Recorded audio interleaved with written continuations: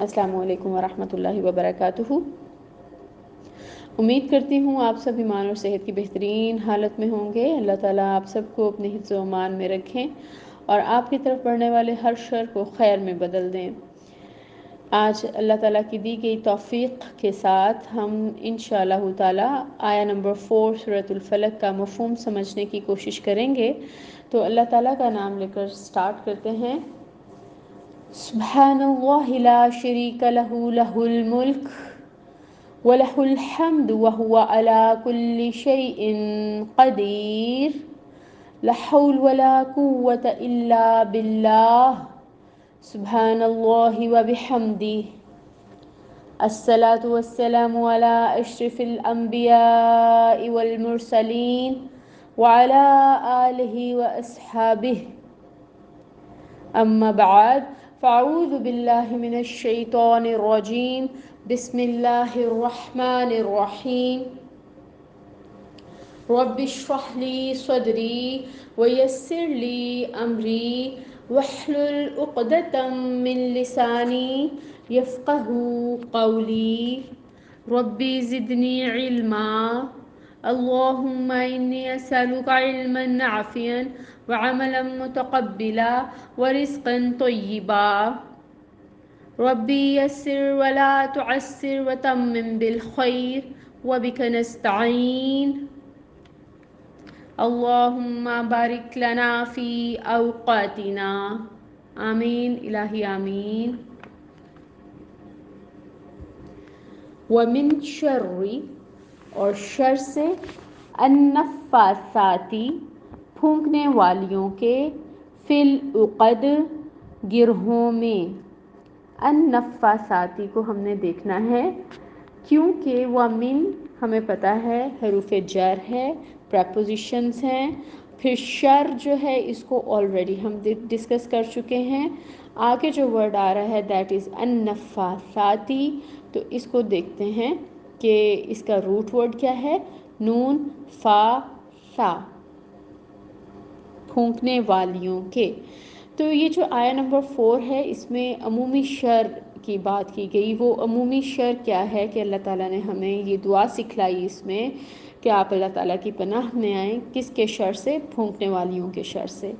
اب یہاں پہ ایک بات ہمیں انڈرسٹینڈ کرنی ہے کہ النفاثاتی کا جیسے ہم ٹرانسلیشن پڑھتے ہیں اور وہاں پہ مؤنث صیغہ ہمیں نظر آتا ہے ٹرانسلیشن میں کہ پھونکنے والیوں کے، تو ذہن میں آتا ہے کہ شاید یہ بات عورتوں کے لیے ہی کہہ دی گئی کہ عورتیں ہی جھاڑ پھونک کرتی ہیں، عورتیں ہی جادو کرتی ہیں، لیکن ایسی بات نہیں ہے۔ اگر ہم عربک لغت کے حساب سے دیکھیں تو اس کے مطلب میں آدمی بھی شامل ہیں، یعنی مذکر اور مؤنث دونوں آتے ہیں۔ آدمی بھی جادو کرتے ہیں، آدمی بھی پھونکے مارتے ہیں، اور عورتیں بھی جادو کرنے والیوں میں ہیں، اور عورتیں بھی پھونکے مارنے والیوں میں آتی ہیں۔ تو النفاثاتی میں ایک چیز جو آپ نے سمجھی وہ یہ کہ اس میں صرف عورتیں نہیں، اس میں مردوں کی بات بھی ہے اور عورتیں بھی شامل ہیں، دونوں ہی آئیں گے۔ اب نفاثاتی جو ہے یہ ایسا سانس ہے جس میں ایک کانسٹنٹ ساؤنڈ ہوتی ہے اور اس میں تھوک کی آمیزش ہوتی ہے۔ اس کو جھاڑ پھونک کی سینس میں جو ہے قرآن میں استعمال کیا گیا، جیسے ہم سورۃ الفلق میں ہی اس کا مطلب پڑھتے ہیں اور اس کو جانتے ہیں۔ اس کے علاوہ قرآن پاک میں نون فا سا کے علاوہ، نفسا کے علاوہ ہم دیکھتے ہیں کہ نون فا سین نفس بھی یوز ہوتا ہے جس سے تنفس بھی ہے، اور پھر نون فا خوا بھی استعمال ہوتا ہے، نفخ، ٹھیک ہے۔ یہ لاؤڈ قسم کی پھونک ہوتی ہے، جیسے جب آگ جلائی جائے تو اس میں بلو کرتے ہیں آگ کو جلانے کے لیے تو زور سے پھونک ماری جاتی ہے، دیٹ از کالڈ نفخ۔ لیکن نون فا سا جو ہے یہ کانسٹنٹ ساؤنڈ والی جو سانس ہے اور جس میں تھوک بھی شامل ہوتا ہے۔ یہ جادو یا یہ جھاڑ پھونک کے لیے لفظ استعمال کیا گیا ہے۔ اب ہم سب سے پہلے تو یہ دیکھ لیتے ہیں کہ اسلام کا جادو کے بارے میں کانسیپٹ کیا ہے۔ تو سحر جو ہے، جادو، یہ ایک ریالٹی ہے، ہم اسے ڈینائی نہیں کر سکتے کیونکہ قرآن پاک میں اس کا جو ہے ذکر ہوا۔ حدیث پر جو یقین رکھتا ہے، جو قرآن پر یقین رکھتا ہے، وہ اس کے ریئل ہونے پر ڈاؤٹ نہیں کر سکتا کہ جادو کی کوئی حقیقت نہیں ہے، جادو برحق ہے، جادو کیا جاتا ہے۔ آپ یہاں سے دیکھ لیں کہ قرآن میں ہمیں اس جادو سے بچنے کے لیے اللہ تعالیٰ نے دعائیں سکھلائی ہیں، ٹھیک ہے۔ پھر ہاروت اور ماروت کا واقعہ جو ہے وہ سورہ بقرہ میں آیا، اور اس میں ہمیں یہ بتایا گیا کہ جو ہے ہاروت اور ماروت نے یہ لوگوں کو بتایا کہ انہیں امتحان بنا کر بھیجا گیا ہے، اور وہ فتنہ ہیں، آزمائش ہیں، اور لوگوں کو کہا کہ اس سے بچیں۔ اور پھر حضرت موسیٰ کا واقعہ بھی ملتا ہے، جب جادوگروں نے ان کے آگے جو ہے جادو کیا، اور وہ جو رسیاں تھیں وہ سانپ بن گئیں۔ تو اس لیے جب ہم یہ واقعات پڑھتے ہیں، قرآن پڑھتے ہیں، تو جادو کی حقیقت پر تو ہمیں کوئی ڈاؤٹ نہیں رہتا۔ تو جادو برحق ہے، جادو ہوتا ہے، اور ہمیں اس کے بارے میں اب ہمارا مذہب سکھاتا کیا ہے، ہمیں یہ دیکھنا ہے۔ اچھا، جادو حقیقت ہے، یہ ہمیں پتہ چل گیا۔ اب جادو کیا کیسے جاتا ہے، تھوڑا سا اس کے بارے میں بات کر لیتے ہیں۔ جادو جنات کے ذریعے کیا جاتا ہے، جادو شیاطین کے ذریعے کیا جاتا ہے، اور ہم اگر دیکھیں کہ یہ جو پلانٹ ہے ہمارا ارتھ، اس پہ دو مخلوقات ہیں، ٹھیک ہے۔ مخلوقات تو اللہ تعالیٰ کی بہت ساری ہیں، لیکن دو ایسی مخلوقات ہیں جو اپنے اعمال کے لیے اکاؤنٹیبل ہیں۔ ان میں ایک انسان ہے اور دوسرے جنات ہیں۔ اب جو انسان ہے وہ جنات کے مقابلے میں فزیکلی جو ہے تھوڑا اسٹرانگ نہیں ہے، یعنی ہم یہ بات کہہ سکتے ہیں کہ جن زیادہ اسٹرانگ ہیں اور انسان فزیکل اسٹرینتھ میں ان سے کم ہے۔ لیکن پھر بھی جب ایک مومن ہوتا ہے تو وہ جن سے نہیں ڈرتا، ہمیں جنوں سے کوئی خوف نہیں ہے، کیونکہ اللہ تعالیٰ نے جو ہمیں دعائیں سکھلائی ہیں وہ ہمارے پاس ہیں، تو پھر ڈر کی کوئی بات نہیں ہے۔ اچھا، اب انسان کو فزیکل اسٹرینتھ تو اس سے کم دی گئی، لیکن انٹیلیکٹ جو ہے نا، عقل جو ہے وہ اس سے زیادہ دی گئی ہے، اور یہ زیادہ بڑا پریولیج ہے۔ کیونکہ دیکھیں اللہ تعالیٰ نے انسان کو اشرف المخلوقات بنایا ہے، اللہ تعالیٰ نے انسان کو عقل دی، اس کو اسٹرینتھ دی ہے اس طریقے سے، اور جو عقل ہے وہ فزیکل اسٹرینتھ سے زیادہ اہمیت کی حامل ہے۔ اسی کی بنا پر تو اللہ تعالیٰ نے انسان کو اشرف المخلوقات بنایا ہے، اپنی مخلوق میں سب سے زیادہ اشرف بنایا ہے۔ تو پھر ہم کہہ سکتے ہیں نا کہ انسان اللہ تعالیٰ کو جو ہے وہ زیادہ پیاری مخلوق تھی، کہ اللہ تعالیٰ نے اس کو اشرف المخلوقات بنایا، اللہ تعالیٰ نے اس کو انٹیلیکٹ دی، عقل دی۔ اچھا، اب ہمیں یہ بات تو پتہ چل گئی، اب ہم یہ دیکھتے ہیں کہ اگر جنوں کی فزیکل اسٹرینتھ زیادہ ہے تو اور کیا کیا صلاحیتیں ان میں ہیں۔ ایک تو فزیکلی اسٹرانگ ہیں، دوسرا یہ کہ وہ اپنی شکلیں بدل سکتے ہیں، شیپ شفٹرز ہیں، پھر یہ کہ وہ اسموک لیس فائر کے ساتھ اللہ تعالیٰ نے ان کو پیدا کیا، آگ سے بنے ہوئے ہیں، اور جن کو دیکھا نہیں جا سکتا۔ بعض دفعہ وہ اپنے آپ کو ایکسپوز کر دیتے ہیں کچھ شکلوں میں، جیسے کہا جاتا ہے، جہاں احادیث میں ہمیں کچھ شکلیں ہیں جو بتائی جاتی ہیں، جن میں یہ کہ کالا کتا، سانپ یا چوہے کی شکل میں یہ اڈاپٹ کر لیتے ہیں۔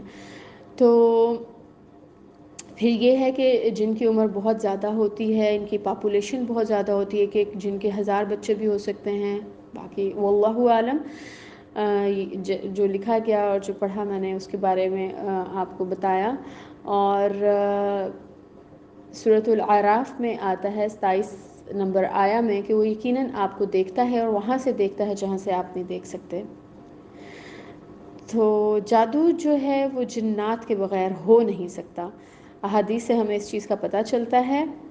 اور ایک اور چیز جو ہمیں جانی ہے وہ یہ کہ جس طرح انسانوں کو اللہ تعالیٰ نے زمین پر بھیجا ہے نا اپنی عبادت کے لیے، اسی طرح جنات کی کمیونٹی بھی ہے، ان کو بھی عبادت کے لیے اللہ تعالیٰ نے بھیجا ہے، لیکن انسان اپنی عقل، سمجھ، شعور کی وجہ سے اللہ تعالیٰ کی اطاعت میں زیادہ آگے نکل جاتا ہے، اور جن جو ہیں وہ somehow انسان سے ڈرتے ہیں، اور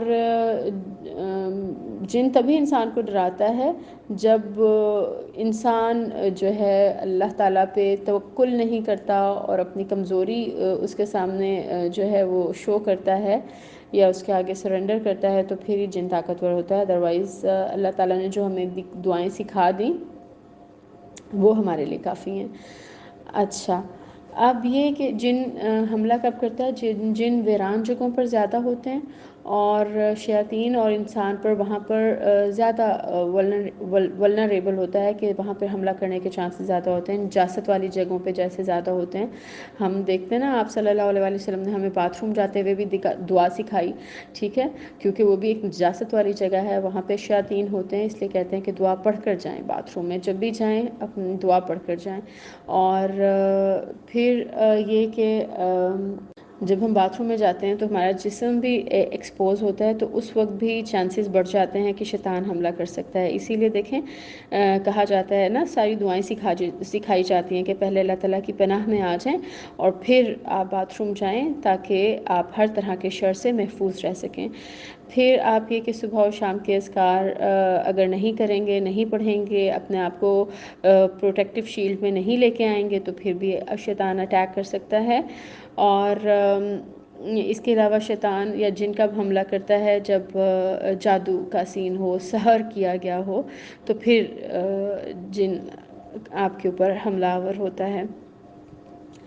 اب جادو ہوتا کیسے ہے؟ جادو جو ہے وہ ساحر کے لیے ایک بزنس ٹرانزیکشن ہے۔ انسان میں عقل ہے، جن میں فزیکل اسٹرینتھ ہے، تو ایک بارٹر سسٹم چلتا ہے۔ پہلے جو انسان ہے وہ ظاہر ہے اپنے آپ کو سبمٹ کراتا ہے شیطان کے آگے، اس کی بات مانتا ہے، برے کاموں کے لیے ایگری کرتا ہے۔ شیطان اس بات پہ بہت خوش ہوتا ہے، بہت خوش ہوتا ہے کہ یہ جو انسان ہے جس کو اللہ تعالیٰ نے اشرف المخلوقات بنایا، یہ میرے آگے سرنڈر کر گیا، کیونکہ یہ مختلف قسم کی چیزیں ڈیمانڈ کرتے ہیں۔ جب جادو کیا جاتا ہے تو کبھی کہا جاتا ہے کہ اللہ کی مطلب جب جادو کیا جاتا ہے تو یہ جو ساحر ہوتے ہیں نا، جب یہ شیاطین کی ہیلپ لیتے ہیں تو پھر وہ ان سے مختلف چیزیں ڈیمانڈ کرتے ہیں کہ بال لے آئیں، اور جو ہے کسی سم ٹائمز لکھا ہوا ہوتا ہے کہ کتے کا دانت اور الو کی آنکھ اور پھر گیدڑ کی دم۔ تو یہ سب چیزیں جب منگوائی جاتی ہیں تو یہ سب برے کام ہیں اور یہ ایزی ٹاسک بھی نہیں ہیں۔ جب یہ انسان کرتا ہے تو پھر شیطان کے آگے سرنڈر کرتا ہے، شیطان دیکھتا ہے کہ غلط ٹریک پہ چل رہا ہے، وہ اس کی ہیلپ کرتا ہے۔ اور سحر جو ہے وہ زیادہ تر ہیئر پہ، نیلز پہ، اترے ہوئے کپڑوں پہ کیا جاتا ہے، اور اسی لیے دیکھیں ہمیں کہا گیا ہے نا کہ جو بال ہیں وہ ہم ایسے ڈسٹ بن میں نہیں پھینک دیں کھلے عام، بلکہ ان کو بری کر دیں، دبا دیں، مٹی میں دبا دیں، اور آپ اپنے اترے ہوئے بالوں کو ایسے ہی مت پھینک دیں۔ تو یہ چیز ہمیں سکھائی گئی ہے بچپن سے۔ پھر نیلز ہیں، نیلز کو جو ہے وہ آپ پانی میں بہا دیں یا مٹی میں دبا دیں، ٹھیک ہے، ان کو بھی ایسے ہی نہیں کہیں پہ بھی بیٹھ کے کاٹنا شروع کر دیں۔ تو یہ سب چیزیں تھوڑی سی جادو اور سحر کے حوالے سے تھیں۔ اب ہم دیکھتے ہیں کہ کامن جادو کس قسم کے ہوتے ہیں جن کا قرآن میں ذکر آیا، جیسے شوہر اور بیوی کو جدا کرانے کے لیے جو ہے کامن جادو کیا جاتا ہے، پھوٹ ڈلوانے کے لیے میاں بیوی کے اندر۔ پھر لوگوں سے جیلسی کی بنا پر کسی پہ جادو کر دیا جاتا ہے کہ فلاں کے پاس بہت نعمت ہے، اور کوئی جیلس ہو کے جادو کر دے کہ اس کے پاس یہ نعمت ہی نہ رہے۔ کسی کو مارنے کے لیے بھی اللہ معاف کرے جادو کرایا جاتا ہے۔ یہ وہ جادو ہیں جن کا ذکر آیا۔ تو اللہ تعالی ہم سب کو ان سے محفوظ فرمائیں۔ ہم نے دیکھنا یہ ہے کہ ہم نے اس سحر سے، اس جادو سے خود کو کیسے پروٹیکٹ کرنا ہے، ہم نے کیا پریونٹیو میجرز لینے ہیں، ہم نے کیا احتیاطیں کرنی ہیں کہ ہم اس سحر سے بچ سکیں، ٹھیک ہے، جس کے لیے اللہ تعالیٰ نے ہمیں خود سورۃ الفلق میں یہ دعا بھی سکھا دی۔ اب ہم کیا کیا کر سکتے ہیں؟ دو چیزیں ہم دیکھیں گے۔ ایک ہم دیکھیں گے کہ احتیاطی تدابیر کیا ہیں، مطلب ہم کیا احتیاط کر سکتے ہیں اس سے بچنے کے لیے۔ دوسرا ہم یہ دیکھیں گے کہ اللہ تعالیٰ معاف فرمائے اگر کسی کے اوپر یہ جادو یا سحر ہو جائے تو پھر اس کو کیسے اس کو کیور کرنا ہے، اس کا علاج کیا ہوگا۔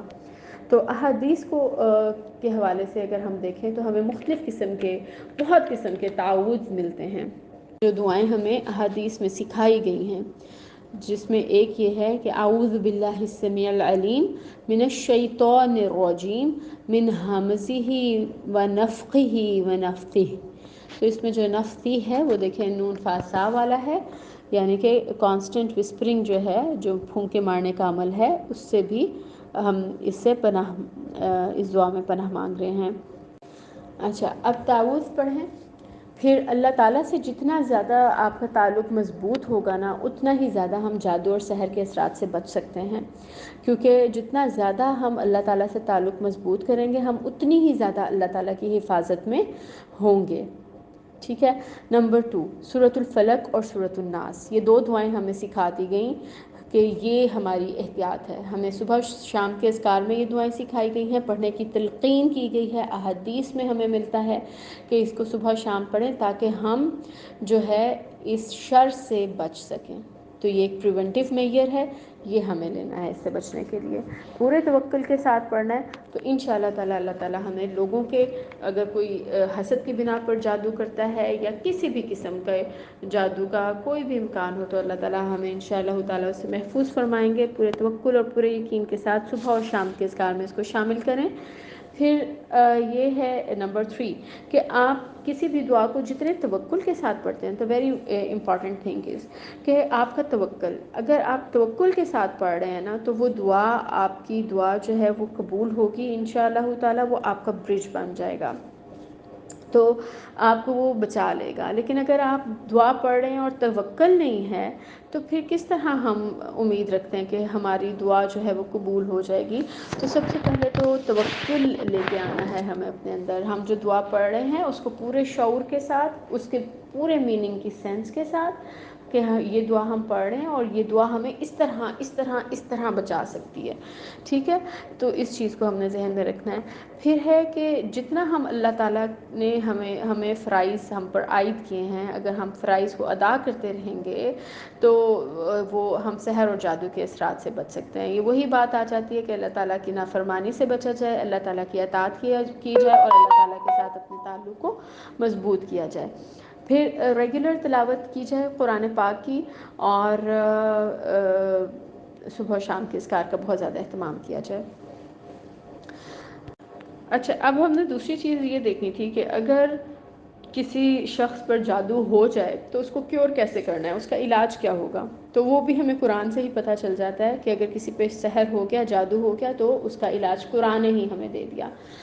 سب سے پہلے تو دیکھیں یہ سورۃ الفلق کا شان نزول ہی اس طرح کا ہے، ہمیں پتہ چل رہا ہے کہ یہ جو 2 صورتیں ہیں وہ ہمیں مخصوص قسم کے شر سے، اور بہت عمومی قسم کے شر سے بھی، اور مخصوص قسم کے شر سے بچانے کے لیے آئی ہیں۔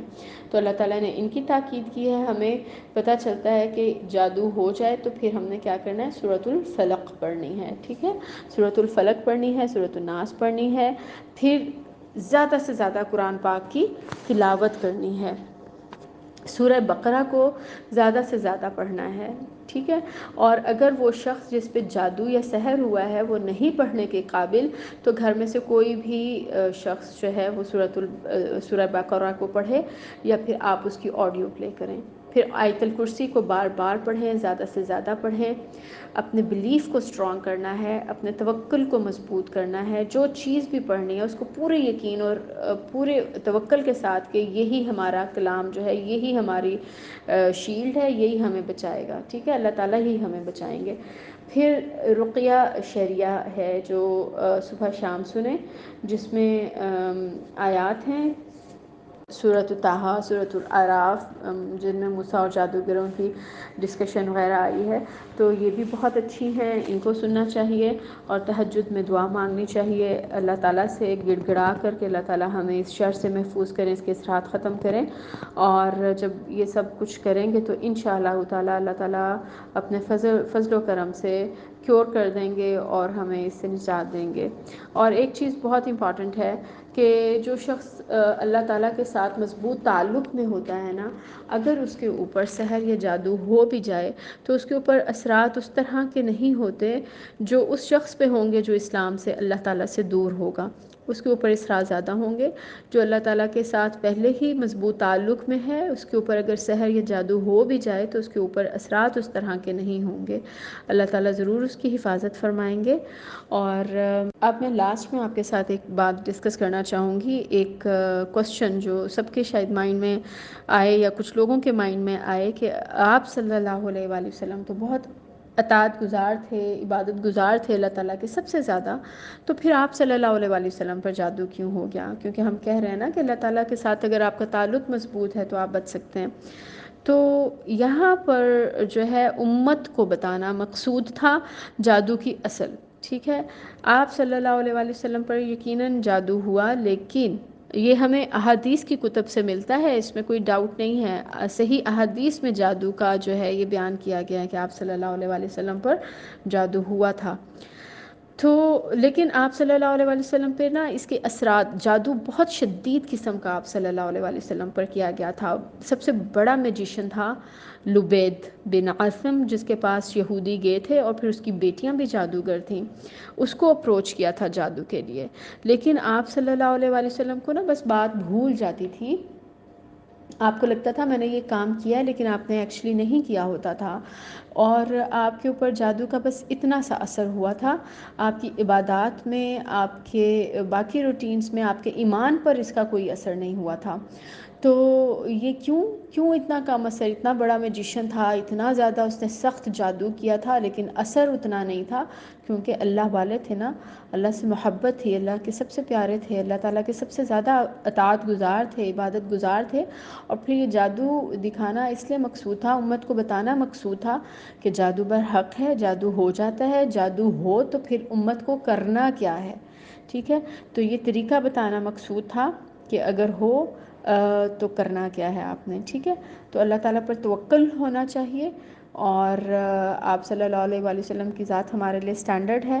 ہم نے آپ صلی اللہ علیہ وآلہ وسلم کی اطاعت کرنی ہے اور ان کی سیرت سے سیکھنا ہے کہ جو آپ صلی اللہ علیہ وآلہ وسلم نے عمل کیے. اللہ تعالیٰ ہمیں بھی آپ صلی اللہ علیہ وآلہ وسلم کی سیرت پر عمل کرنے کی پوری توفیق عطا فرمائے. اللہ تعالیٰ ہمیں اپنا اطاعت گزار بنائیں. اللہ تعالیٰ ہمیں اپنی ذات پر کامل توکل کرنا نصیب فرمائیں. اس کے ساتھ ہی دعا پڑھتے ہیں، ربنا تقبل منا انک انت السمیع العلیم وتب علینا انک انت التواب الرحیم. اللہم توفنا مسلمین والحقنا بالصالحین. آمین یا رب العالمین. سبحانک اللہم وبحمدک اشہد ان لا الہ الا انت استغفرک واتوب الیک. السلام علیکم ورحمۃ اللہ وبرکاتہ.